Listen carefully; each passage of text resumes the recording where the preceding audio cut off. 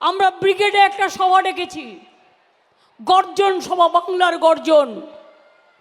কেন বাংলা বঞ্চিত হচ্ছে? কেন বাংলার 100 দিনের টাকা দেওয়া হচ্ছে না? কেন রাস্তার টাকা দেওয়া হচ্ছে না? কেন আবাসের টাকা দেওয়া হচ্ছে না? কেন আমরা রেল ভাড়া চাইলে, আমরা যদি রেল বুক করি, আমাদের পারমিশন দেওয়া হয় না? কোথায় বাস করছি আমরা? মগের মুলুক নাকি? এক এক রকম নিয়ম এক একজনের জন্য। তাই আমি পরিষ্কার বলে যাচ্ছি, আগামী দিনের লড়াই বাংলাই লড়বে।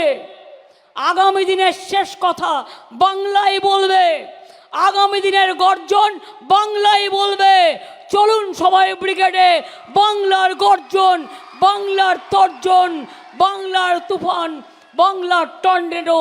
বাংলাকে বঞ্চনা করা চলবে না, বাংলাকে বঞ্চনা করা চলবে না।